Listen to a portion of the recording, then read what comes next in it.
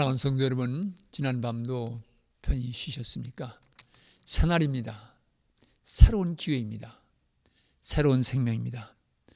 오늘은 부활절을 기다리는, 주님의 다시 사심을 기다리는 뜻깊은 날입니다. 이 아침 주님 앞에 나가 우리의 삶을 열고 기도함으로 이 새벽을 깨우고 새롭게 시작하십시다. 우리 다 같이 조용히 침묵 기도 드리심으로 우리 주님 앞에 나아가십시다.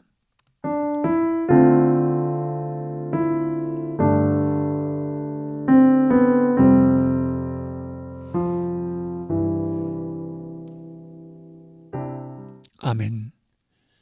찬송가 146장 같이 부르십시다. 146장 저 멀리 푸른 언덕에 우리 같이 부르십시다.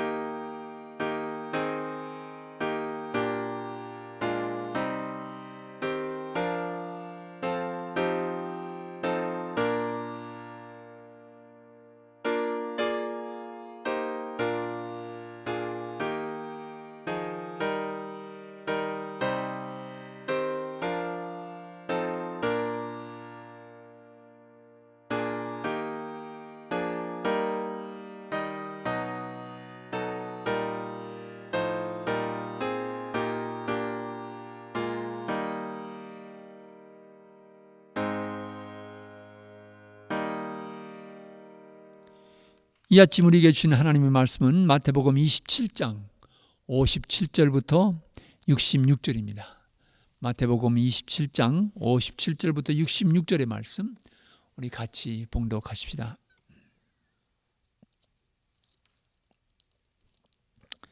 저물었을 때 아리마대의 부자 요셉이라 하는 사람이 왔으니 그도 예수의 제자라.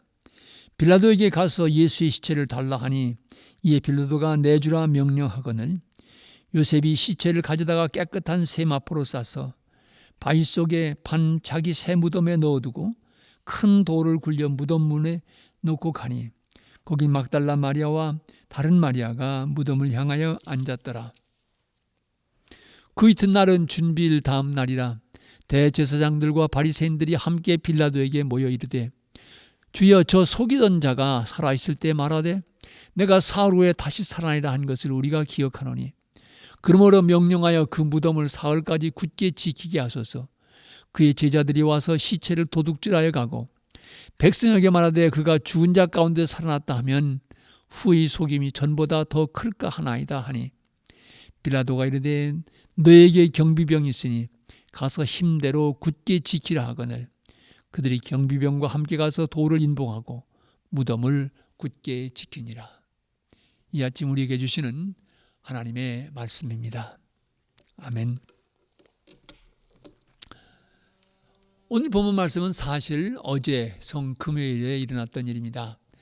예수님께서 오후 3시경 십자가에 못 박혀 돌아가신 후에 이제 6월절이 다가오기 때문에 예수님의 시신을 그대로 십자가에 둘 수가 없었습니다. 그래서 아리마다 요셉이 가서 빌라도에게 부탁을 해서 그 시신이 돌아가신 것을 알고 내려다가 자기의 그 새로 판 무덤에 예수님을 모시는 것을 보게 됩니다. 다른 복음서를 보면 그때 그 니고데모도 와서 침향을 가지고 와서 이 장례를 도왔다고 성경은 기억하고 있습니다. 여러분, 그 아리마대 요셉은 당시 지도자 가운데 한 사람이었습니다. 경제적으로도 여유가 있었던 사람 같습니다. 어쩌면 예수님의 제자 가운데 가장 힘이 있었던 사람일지도 모릅니다. 그런데 오늘 성경은 그도 예수님의 제자라고 말합니다.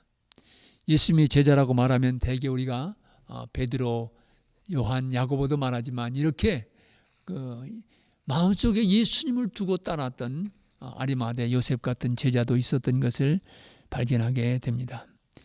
예수님께서 십자가에 못 박혀 돌아가신 후에 제자들은 다 숨었습니다. 자신들에게 다가오는 생명의 위협을 염려하면서 숨어 있었습니다. 예수님의 무덤에 가까이 갔던 것들은 여인들입니다. 그리고 이 아리마대 요셉이 예수님의 장례를 주선해서 치르게 된 것을 보게 됩니다.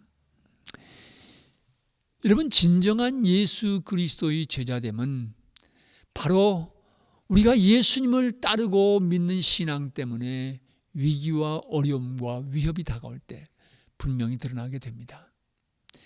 스스로 생명의 위협을 느낀다고 하는 제자들은 다 십자가로부터 멀어져 갔습니다. 숨었습니다. 그러나 평소에 알려지지 않았지만 예수님의 제자였던 아리마대 요셉은 나서서 바로 예수님의 장례를 치른 것을 보게 됩니다. 그가 예수님의 제자란 사실이 알려지는 것은 그에게서 어려움을 가져다 줄 수도 있었습니다. 공회, 사내는 공회 회원이었다면 거기서 따돌림을 받을 수도 있는 상황이었습니다. 사람들로부터 비난을 받을 여지가 충분히 있는 그런 위치였습니다. 그러나 그는 이것에 매이지 않았습니다. 그는 자기가 가지고 있는 것을 내어서 자기가 소유하고 있는 것을 주님 앞에 드려서 예수님의 장례를 준비하고 치른 것을 발견하게 됩니다. 여러분, 우리가 정말 주님의 제자가 되었다면 어렵고 힘든 그때 바로 주님을 붙들고 나가야 됩니다. 교회도 마찬가지입니다. 정말 교회를 사랑하고 신실한 하나님의 백성이라고 하면 교회가 어려움 당하고 힘들 때 그때 나서야 됩니다. 그때 다 뒤로 물러가서 자기 자신의 안일과 안전을 도모한다고 하면 정말 주님의 제자일까? 정말 그리스도의 백성일까 우리는 의문을 제기하게 되는 것입니다. 진정한 예수님의 제자라면 예수님이 어려움 당하셨을 때 진정한 그리스도의 사람이라면 교회가 어려움 속에 직면했을 때 나설 수 있어야 합니다. 믿음의 고백을 가지고 나서서 그 상황 속에서 할 수 있는 최선의 일을 하는 것이 바로 제자로서 살아가는 성숙한 제자의 모습이라고 말씀을 드릴 수 있습니다. 예수님 때문에 나서기 때문에 예수님의 나서기 때문에 어려움이 다가올 수 있습니다. 고통이 찾아올 수 있습니다. 그래도 아리마대 요셉은 나섰던 것처럼 오늘 우리도 역시 그런 어려움과 역경이 예상된다 할지라도 여러분 두려워하지 마십시다. 가까이서 예수님을 쫓으십시다. 베드로는 멀찍이서 예수님 따르다가 결국은 예수님을 3번 부인하고 말았습니다. 우리가 주님의 제자로 살아갈 때 예수님 때문에 어려움과 고난이 와도 도피하지 마십시다. 피하지 마십시다. 오히려 맞서서 주님의 손 붙잡고 헤쳐가신다고 하면 주님은 우리를 홀로 두지 않으실 것입니다. 우리를 붙들어 주시고 지켜주시고 열어주실 것입니다. 정말 어려울 때, 주님의 나라가 어려울 때, 그리스도의 교회가 어려울 때 앞장설 수 있는 성숙한 그리스도의 제자의 삶을 살아가시기를 부탁드리고 싶습니다. 제사장과 그 무리들은 부활이 두려워서 경비병을 배치했습니다. 예수님께서 사흘 만에 부활할 것이라고 말씀하신 것을 기억하면서 그 부활을 막아보려고 돌을 옮겨놓고 경비병을 더욱 배치했습니다. 그러나 그것은 하나님의 역사에서 아무런 소용이 없었습니다. 결국 무덤 문은 열렸습니다. 하나님께서는 예수님을 죽은 자 가운데서 다시 살리셨습니다. 여러분, 바울의 유명한 고백이 생각되지요. 하나님이 우리를 위하시면 누가 우리를 대적하리요?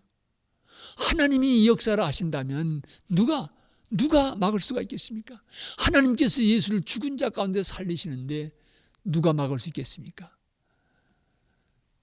무덤을 막은 돌이 막을 수 있겠습니까? 그 어떤 세력도, 그 어떤 권세도 하나님께서 행하시는 이 위대한 역사를 막을 수는 없었습니다.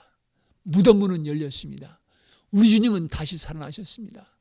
바로 이 부활을 통해서 예수 그리스도 그분이 과연 누구신지, 그분께서 행하신 역사가 우리의 삶과 믿음에 어떤 의미를 갖는지 우리에게 새롭게 깨우쳐 주셨습니다.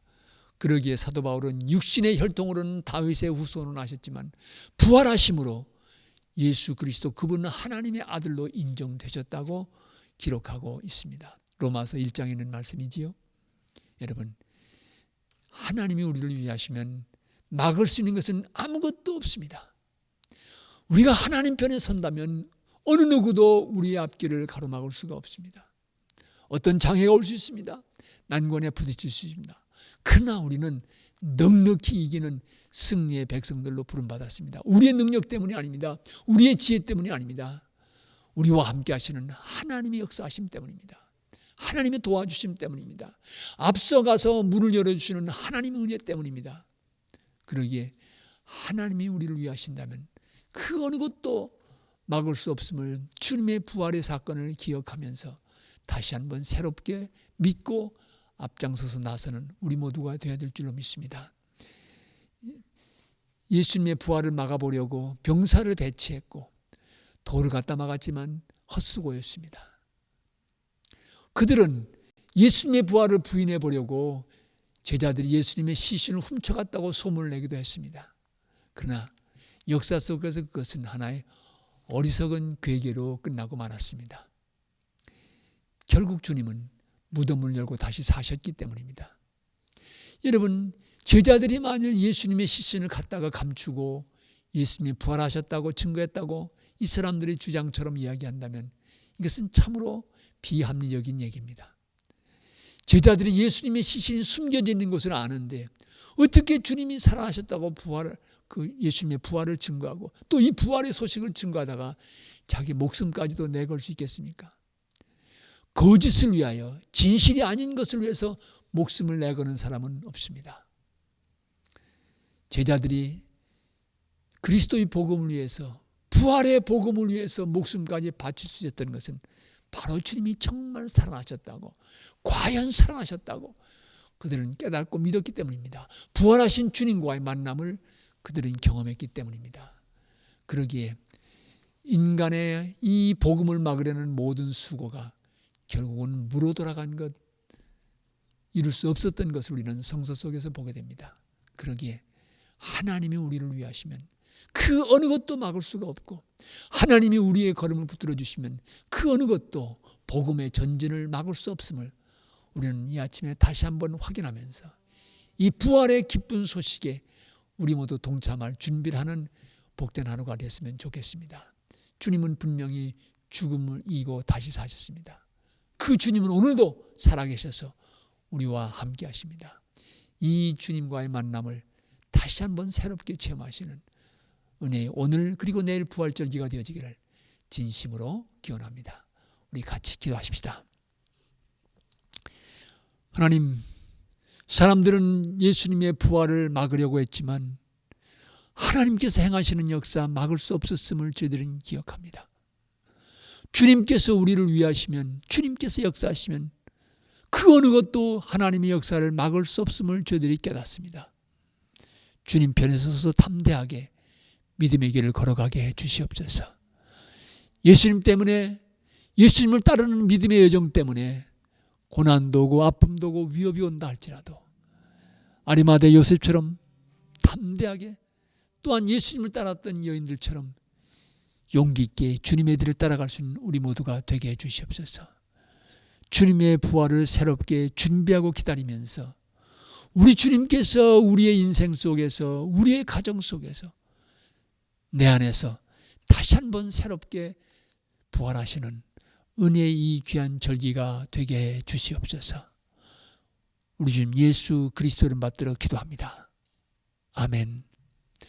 하늘에 계신 우리 아버지여, 이름이 거룩히 여김을 받으시오며 나라 임하옵시며 뜻이 하늘에서 이루어진 것 같이 땅에서도 이루어지이다.